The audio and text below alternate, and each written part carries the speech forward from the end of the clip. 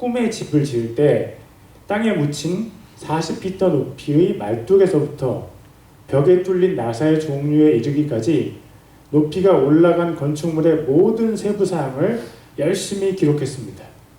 그들은 그들의 새 집을 멕시코 해변의 모래궁전이라고 이름을 붙였습니다.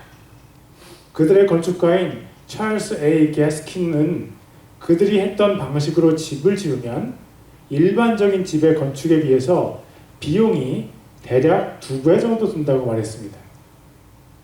다른 전문가들은 필요한 비용에 대해서 또 다른 의견을 밝히기도 했습니다.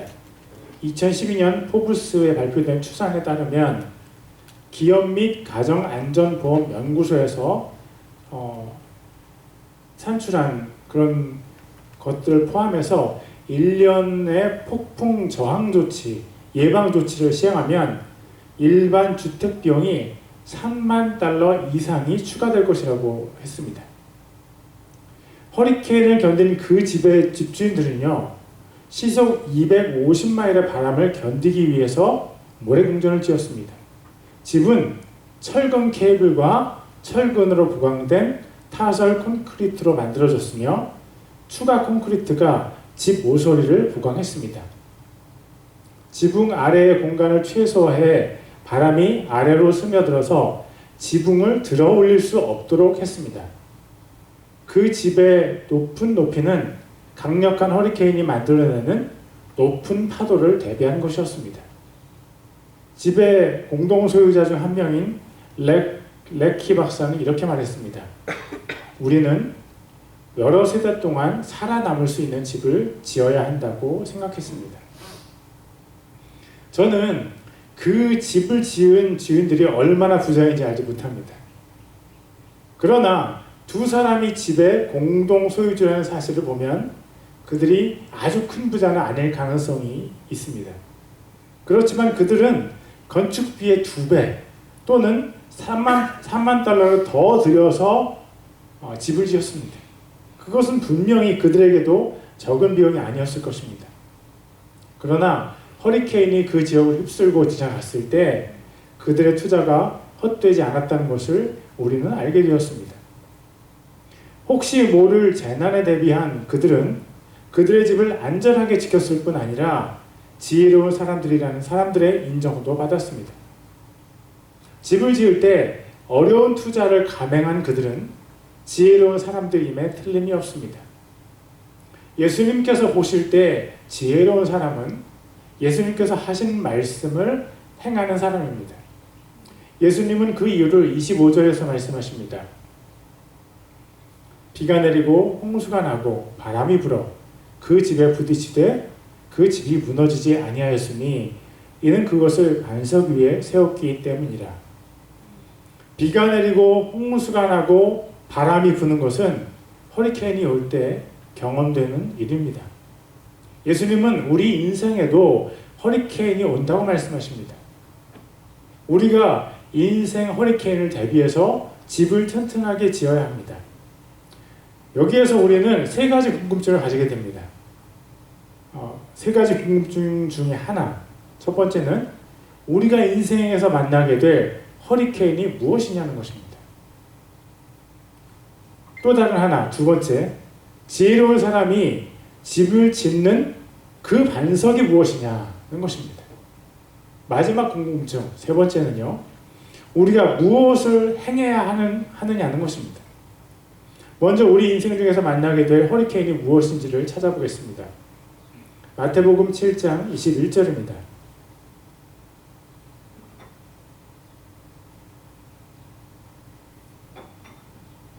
내게 주여 주여 하는 자가 다 하늘의 왕국에 들어가지 아니하고 오직 하늘에 계신 내 아버지의 뜻을 행하는 자라야 들어가리라. 우리가 만나게 될 인생의 허리케인은요, 최후 심판입니다. 계시록 20장 11절부터 15절까지 제가 읽겠습니다. 또 내가 크고 흰 왕좌와 그 위에 앉으신 분을 보니 땅과 하늘이 그분의 얼굴을 피하여 물러가고 그것들의 자리가 보이지 아니하더라. 또 내가 보매 죽은 자들이 작은 자나 큰 자나 할 것 없이 하나님 앞에 서 있는데 책들이 펴져 있고 또 다른 책이 펴져 있었으니 곧 생명책이라. 죽은 자들이 자기 행위들에 따라 책들에 기록된 것들에 근거하여 심판을 받더라. 바다가 자기 속에 있던 죽은 자들을 내주고 또 사망과 지옥도 자기 속에 있던 죽은 자들을 넘겨주매 그들이 각각 자기 행위들에 따라 심판을 받았고 사망과 지옥도 불호수에 던져졌더라. 이것은 둘째 사망이라. 누구든지 생명책에 기록된 것으로 드러나지 않는 자는 불호수에 던져졌더라. 최후 심판 때 모든 사람은 하나님 앞에 서게 되고 하나님 앞에는 두 종류의 책들이 펴져 있었습니다. 한 종류의 책들은 우리 자신의 모든 행위들이 기록되어 있고 또 다른 책인 생명책에는 천국에 갈 사람들의 이름이 기록되어 있습니다. 생명책에 이름이 기록되어 있는 사람들은 예수님의 피로 자기들의 죄를 씻은 사람들이고 예수님을 자신의 주님으로 하나님으로 섬기며 산 사람들입니다.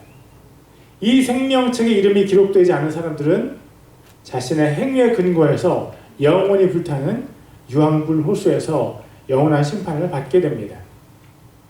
우리 모두에게 다가올 허리케인은 최후의 심판입니다. 그러면 지혜로운 사람이 그 위에 집을 지을 반석은 무엇입니까?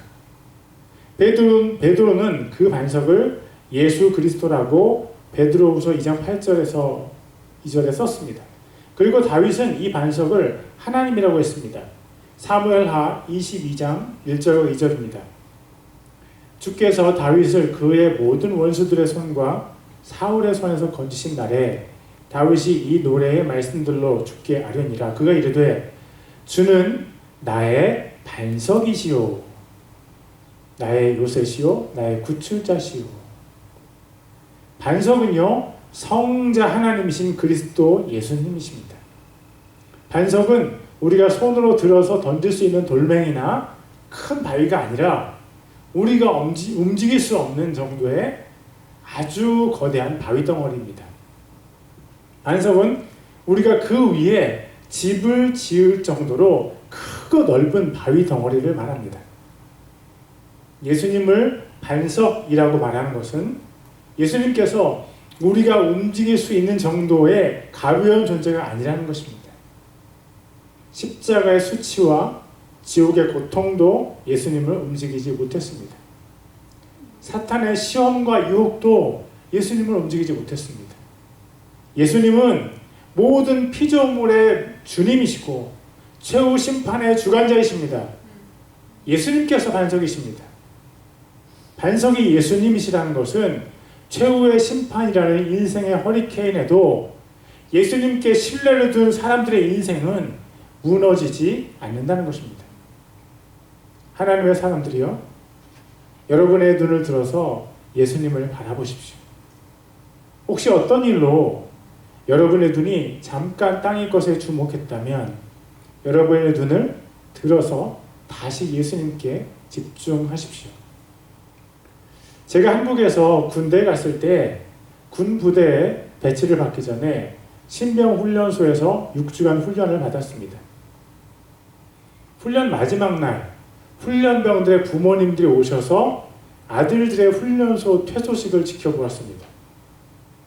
더운 여름날 훈련을 받은 탓에 훈련병들은 모두 까맣게 그을렸고 머리는 모두 짧게 잘랐고 똑같은 국방색 군복을 입고 있었기 때문에 햇볕이 눈을 부시게 하는 먼 거리에서 자기 아들을 찾는 것이 쉽지 않은 일이었습니다.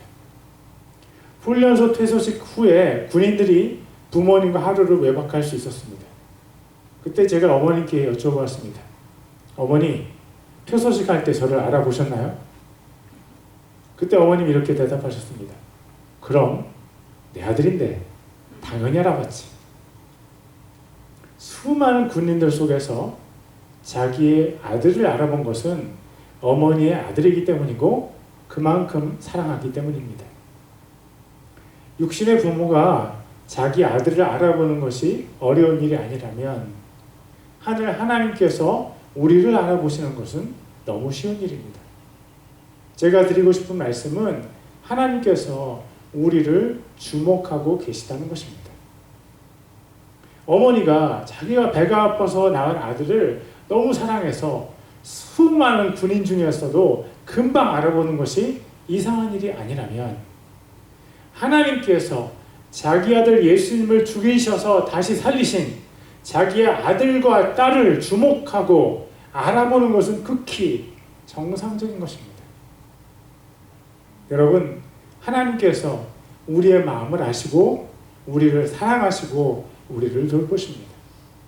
하나님께서 졸지도 않으시고 주무시지도 않으시고 때로는 우리를 위해서 우시면서 때로는 우리 때문에 웃으시면서 항상 우리와 함께 하십니다. 하나님의 마음이, 하나님의 사랑이 해바라기처럼 우리를 향해 있습니다. 이제나 저제나 자녀들의 연락을 기다리는 부모처럼 우리가 하나님 바라보기를 하나님은 언제나 기다리고 계십니다. 우리가 하나님과 함께 눈 맞추기를 기다리시고, 우리가 하나님 계신 하늘로 고개를 들기를 기다리시고, 우리가 하나님 계신 하늘로 손을 뻗기를 기다리십니다. 무슨 문제라도, 어떤 고민이라도 하나님께 나아가서 하나님께 올려드리십시오. 이 세상에서 하나님께서 못 푸는 문제가 어디 있습니까? 그런데도 우리는 우리의 머리를 의지하고 우리의 판단을 신뢰하고 우리 자신의 세계에 빠져 있을 때가 있습니다. 사랑하는 형제자매 여러분, 그냥 그 문제 그대로 하나님 앞에 풀어놓으십시오. 그러면 복잡하기만 했던 우리의 머리가 맑아지고 어려웠던 마음에 하나님의 평안이 임하고 극한으로 치닫던 생각에 빛이 임하게 됩니다.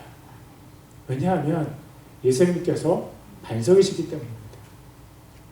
예수님께서 우리를 얼마나 사랑하시냐면 우리를 대신해서 죽으심을 통해서 자신의 사랑을 증명하셨습니다. 하나님께서 우리를 얼마나 사랑하십니까? 자신의 독생자 예수님을 우리 대신 죽이실 정도로 우리를 사랑하십니다. 우리를 사랑하시는 하나님 앞에 우리의 문제를 가지고 나아가십시오. 우리의 반석이신 하나님께서 우리의 문제를 풀어주실 것입니다. 아멘. 반석이신 예수님께서 우리가 어떻게 살아야 하는지 알려주시고 예수님께서 알려주신 대로 사는 그 사람은 지혜로워서 최후 심판 때 천국에 갈 수 있다고 하셨습니다. 제가 저의 인생에서 가장 이루고 싶은 것이 무엇인지 아십니까? 천국에 가는 것입니다. 어떤 사람들은 자기 소유의 집과 차를 사기 위해서 열심히 일합니다. 성실하게 일해서 그 결과를 얻는 것은 좋은 일입니다. 그렇다면 하나님 앞에서 성실하게 노력해서 영원한 천국에 가는 것은 얼마나 좋은 것입니까? 아니 목사님, 예수님 믿는 사람 모두 천국에 가는 것 아닙니까? 예수님 믿는 사람은요, 천국에 갈 수 있는 약속을 얻은 경주자들이고 예수님을 믿는 사람들은 예수님을 믿는 그때부터 천국 가는 경주를 시작합니다. 이 경주는 다른 사람들과 경쟁하는 경주가 아니고 우리 자신의 길을 방해하는 사탄과 세상과 전쟁하면서 가는 나 홀로 경주입니다. 사도 바울이 이렇게 얘기했습니다. 디모데후서 2장 5절입니다. 또한 사람이 우승하려고 애써도 법대로 하지 아니하면 관을 얻지 못하며. 여기서 법은 하나님의 법을 의미하고 법대로 한다는 것은 하나님의 말씀대로 행하는 것, 예수님의 말씀을 행하는 것을 의미합니다. 예수님을 믿지 않는 사람들은 예수님의 법대로 행할 수 있는 가능성이 제로입니다. 제로. 그러므로 예수님을 믿지 않는 사람들은 천국을 향한 믿음의 경주에 나갈 수 없는 사람들입니다. 오직 예수님을 믿는 사람들만 천국을 향한 믿음의 경주에 참여합니다. 그리고 하나님의 말씀을 행한 사람만 천국에 들어갈 수 있습니다. 이것은 율법주의와 다릅니다. 율법주의는 하나님의 율법을 행함으로 천국행 티켓을 획득한다는 것을 의미합니다. 우리가 10계명을 다 행한다고 해서 구원을 받는 것이 아닙니다. 10계명을 포함한 율법은요, 하나님의 사람들이 천국을 향해 믿음의 길을 걸어갈 때 그들이 믿음의 길에서 벗어나지 않도록 그들을 보호해주는 표지판 같은 것입니다. 하나님을 믿는 당신이 계속 살인하는 생활을 유지하면 당신은 천국까지 갈 수 없습니다. 하나님의 백성인 당신이 이웃에 대해 거짓말을 퍼뜨리는 생활을 중단하지 않으면 당신은 천국까지 갈 수 없습니다. 속히 그 거짓말을 회개하고 다시 천국을 향한 믿음의 경주를 다시 시작하십시오. 당신의 부모님을 공경하지 않고 있어. 계속 그 길로 가면 당신은 절벽 아래로 추락할 것이요. 다시 좁은 길, 십자가의 길로 돌아가서 당신의 부모를 공경하시오. 그러면 당신은 다시 천국을 향한 믿음의 경주에 참여할 수 있어. 모세오경에서 말하는 모든 율법을 다 지킨다고 해서 하나님께서 천국행 티켓을 주지 않으십니다. 모세오경의 참 의미인 예수님을 믿을 때 예수님의 믿음 때문에 우리가 천국행 티켓을 받습니다. 성경이 말하는 구원은요, 오직 예수님의 믿음으로만 받을 수 있습니다. 예수님을 믿은 사람들은 예수님의 믿음의 값을 적용받고 천국행 티켓을 받습니다.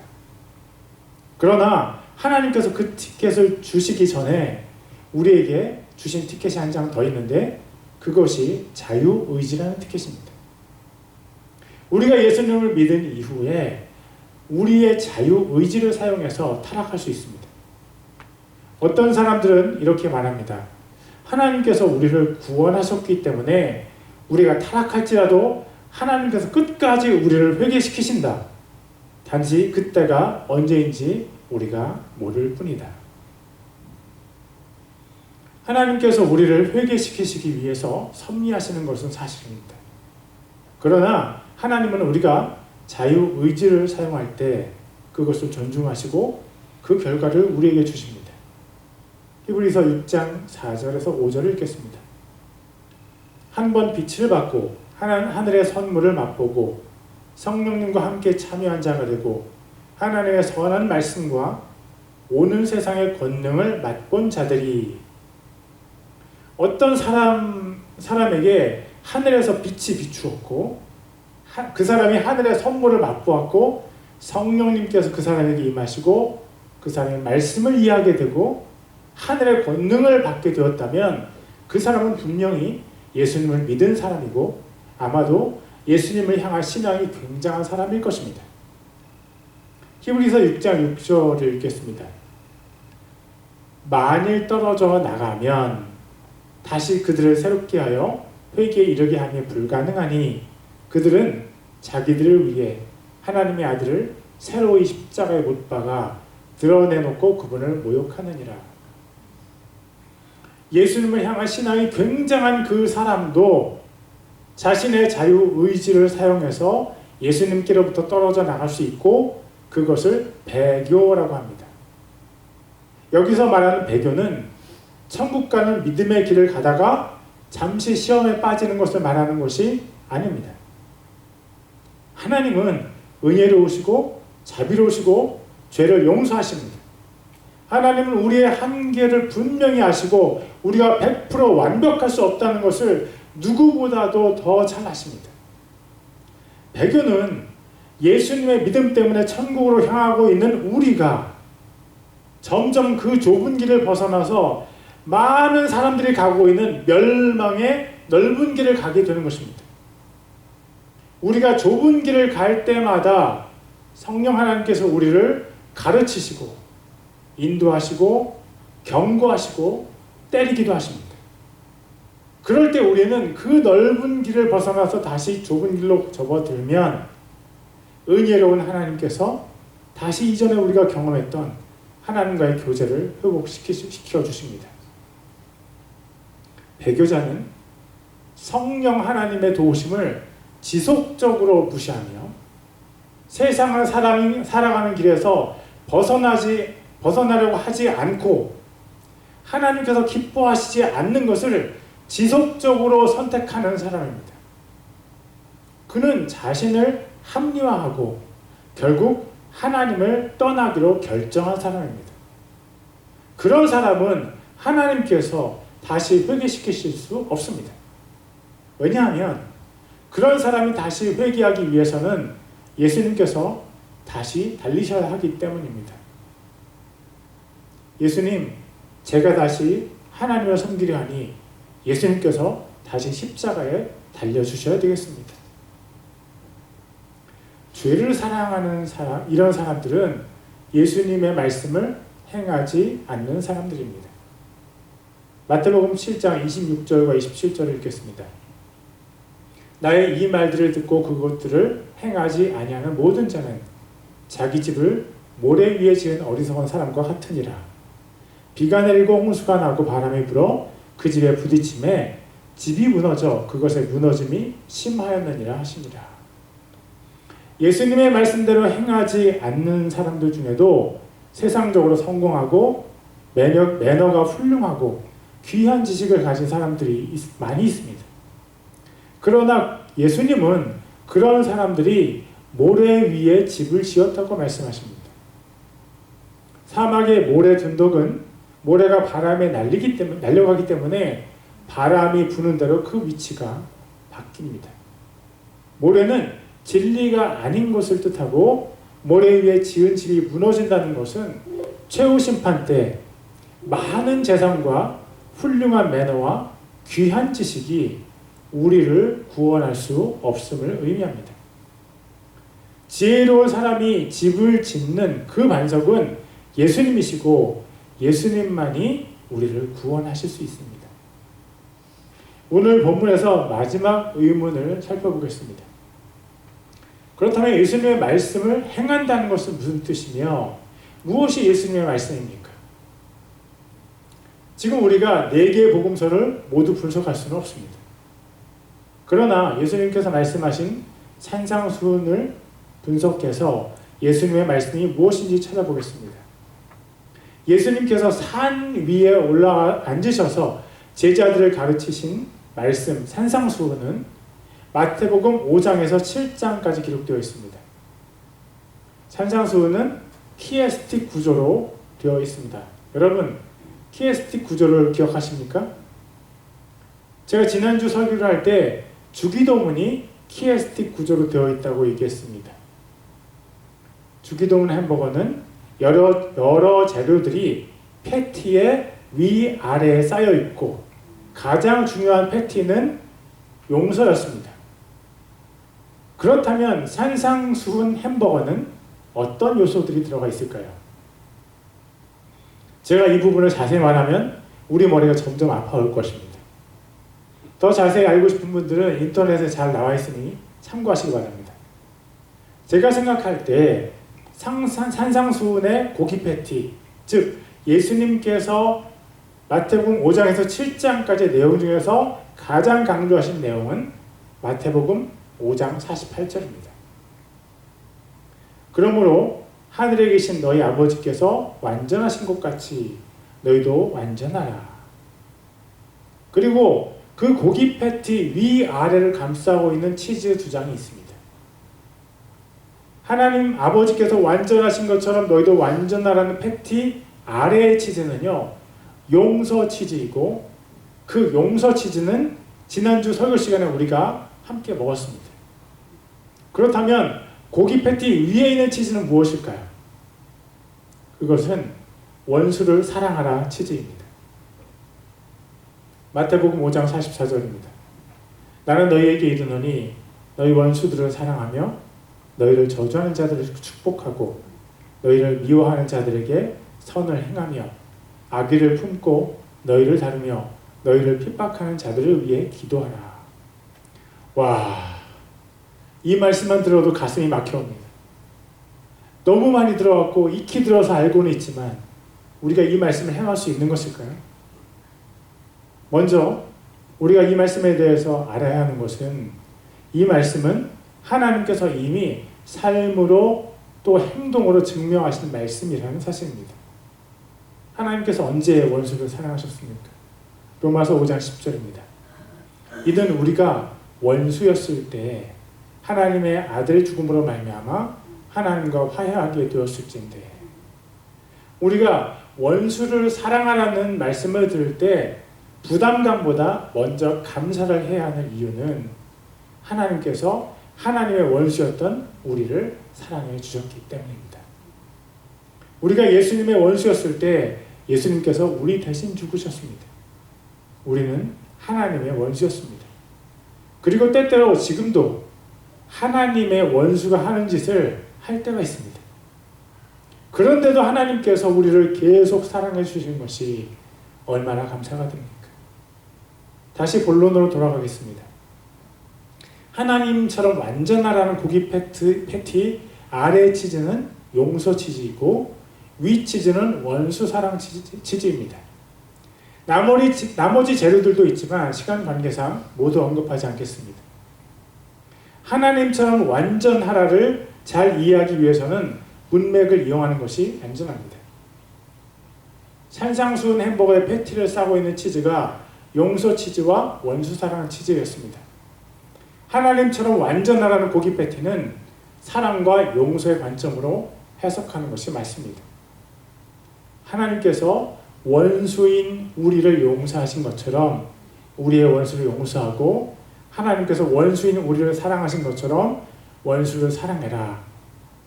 하나님처럼 용서하고 하나님처럼 사랑해라. 그런 맥락을 가지고 오늘의 본문으로 돌아와서 우리가 행해야 할 예수님의 말씀을 해석해 볼 수 있습니다. 우리가 행하면 우리의 집을 반석 위에 짓게 되는 예수님의 말씀은 하나님처럼 사랑하고 하나님처럼 용서해라 라고 저는 해석했습니다. 목사님, 이 말씀이 가슴을 짓누르는 것처럼 무겁습니다. 맞습니다. 목사인 저도 이 말씀이 너무 부담이 됩니다. 그렇지만 예수님께서 그렇게 말씀하신 것을 제가 바꿀 수도 없고 난처합니다. 어쨌든 이 부분을 보면서 저는 두 가지를 여러분과 나누고 싶습니다. 첫째, 예수님을 믿는다는 뜻은 우리가 죽었다는 것입니다. 고린도전서 15장 31절을 읽겠습니다. 내가 그리스도 예수 우리 주 안에서 가진 바 너희로 인한 기쁨을 두고 단언하노니 나는 날마다 죽노라. 사도 바울은 어떻게 매 시간 생명의 위협을 받으면서도 복음을 전할 수 있었을까요? 그는 이미 죽었기 때문입니다. 그리고 그 결심이 날마다 약해지기 때문에 바울은 날마다 다시 죽었습니다. 제가 어제 다니엘서를 읽다가 다니엘의 원수들이 왕이 총애하는 다니엘을 죽이기 위해서 왕을 속이고 다니엘이 어길 수밖에 없는 법령을 제정했습니다. 만일 오늘부터 30일 안에 사람이나 어떤 신에게 기도하는 사람은 사자굴에 던져 넣는다는 법입니다. 그 법이 제정되었음을 알고 있는 다니엘이 한 일이 다니엘서 6장 10절에 적혀 있습니다. 이제 그때 다니엘은 그 조서에 도장이 찍힌 것을 알고도 자기 집에 들어가 자기 방에서 예루살렘을 향해 창문을 열고 전에 하던 대로 하루에 3번씩 무릎을 꿇고 기도하며 자기 하나님 앞에서 감사를 드리더라.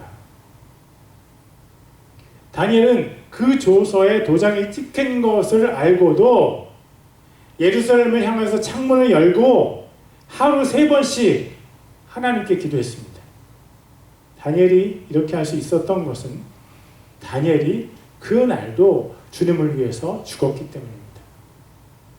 성경에서 우리가 만나는 많은 사람들, 하나님을 위해서 이미 죽은 사람들입니다. 100세에 난 외아들을 죽이겠다고 칼을 내리치었던 아브라함, 전 재산과 모든 자녀를 하루에 잃은 뒤에 바로 하나님께 감사를 드린 욥, 거대한 왕국의 왕비임에도 불구하고 3일간 금식하고 목숨을 버릴 각오를 하고 왕 앞에 나아간 에스더, 돌을 맞을 것을 알면서도